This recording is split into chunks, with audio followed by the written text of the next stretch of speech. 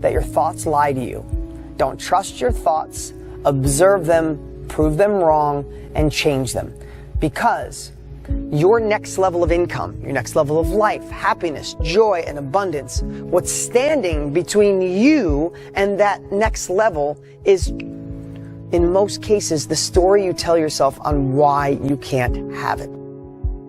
That's another lie we tell ourselves. When you're thinking about whatever it is that you need to face, the job that you have for security and the fear of insecurity of going to do your own thing, the insecurity you have of talking to someone if you want to do a real estate deal, the insecurity of finally fixing your relationship. I'm not an advocate of divorce in any way. Just so you know, I'm saying that. I'm not saying end a bad relationship. Do what you can to fix it.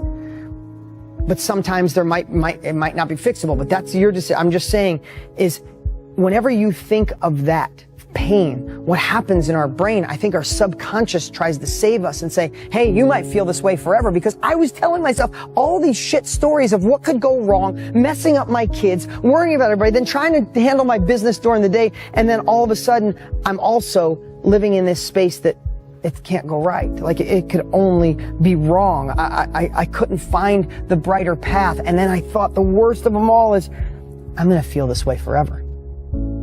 You tell yourself all these shitty stories because you're avoiding the pain. And when my life changed is when I turned the ship.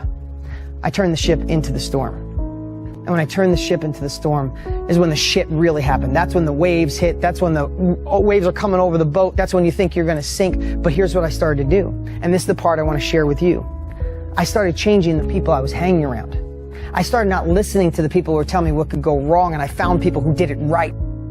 Things change, and you realize you're here because you're learning those skills to get through them easier and quicker. Most of the world sees a wall and they turn around and go back. They're not deserving of the success. You are the type that will pound through it, get under it, get around it, climb over it, or blow it up with dynamite.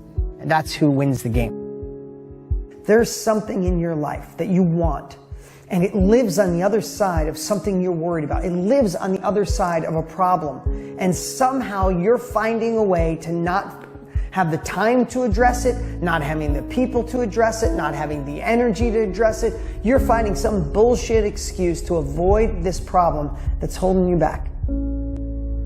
Problems never go away. Problems will always be there. In fact, you want bigger problems. Yeah, I know. You heard me.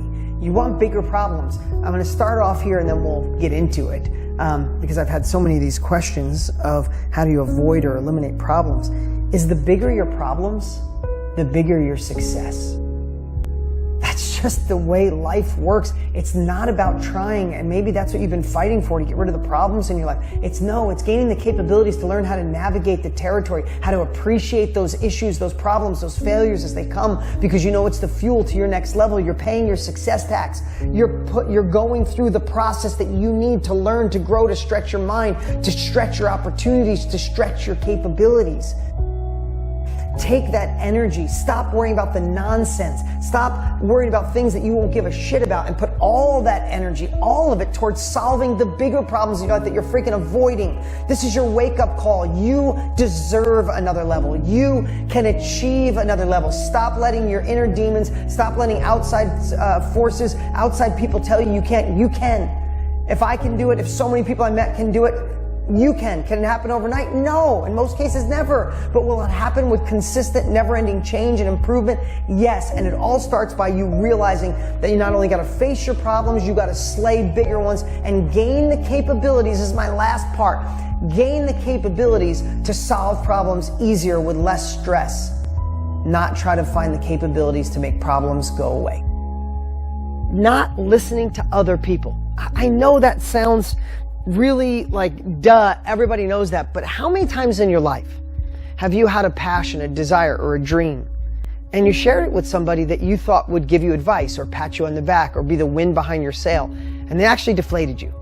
Even if it wasn't like a slap in the face, which some people do, like, that's dumb, you're a dreamer, it's stupid, go do this. And it kind of pulls you down, right? Makes you feel bad about yourself. But the problem with asking other people or listening to other people who aren't qualified to give you that advice is it's cumulative. So they tell you today, I'm not sure it's the right time. And tomorrow, maybe you should have backup. Or 3 days later, they say, I know that thing might work, but I'm not sure it works for you, or it's oversaturated. This is the wrong time in history. And it accumulates inside until one day you say, maybe it's not the right time. Maybe I should put it on hold.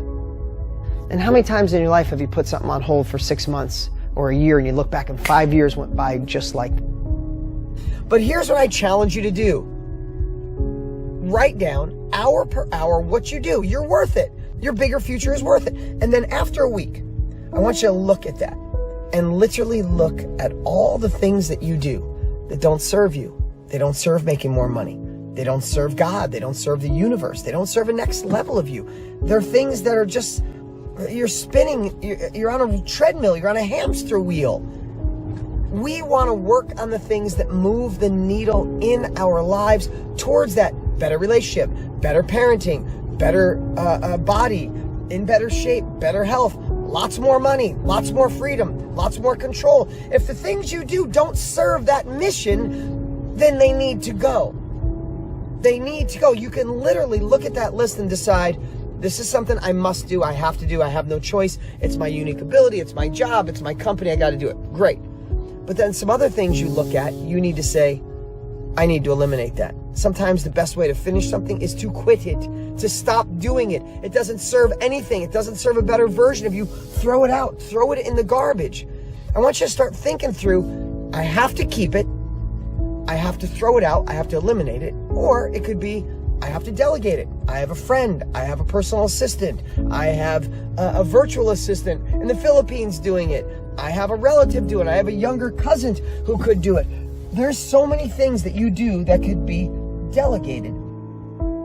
There's also things that are a part of your so-called priorities. I really want you to analyze the priorities you have in your life. If priorities are 1 to 5, sometimes we have things in the 5 out of 5, but they don't serve us. They don't serve God. They don't serve your bigger future. They serve other people's needs. They serve the old version of you. They serve the dreams you used to have when you were younger. You're gonna have to let them go. What habits do you do out of a hypnotic rhythm that you really have to say no to? You have to let go. You have to not have them as a part of your life. And when you throw them away, that's when you get to adopt new habits in your life. There's some habits that you picked up along the way that served you at one point in your life. There's habits that got you out of your first job, maybe into your business, or got you the promotion. There was habits that got you in okay shape. There was habits that allowed you to have pretty good thinking. But remember, your best thinking got you here. It's the same thing with your habits. Your best habits got you here. So I'm going to ask you to analyze certain habits that you have, but look at them through a new lens. They were the habits that got you here. They were the habits that got you out of Egypt. Are they the habits that can really take you to the promised land? I want to surround myself with people who have a bigger future mindset. They want tomorrow to be bigger than yesterday. A lot of times in life, people get stuck without even realize it. Doesn't mean they don't have huge hearts. Doesn't mean they're amazing. Doesn't mean you don't love them and will love them to the day you die, but they have bigger past mindsets. So when you're talking about how tomorrow could be better, they're talking about back in the good old days when we had that other president, we were back in college, back in high school, back when the economy was different, back when the Republicans ran it, back when the Democrats ran it, or whatever it is. They have a bigger past mindset. So today, I'm going to encourage you, like I do over and over, to face your problem, to know with absolute certainty that your next level of success, happiness, abundance, joy lives on the other side of that.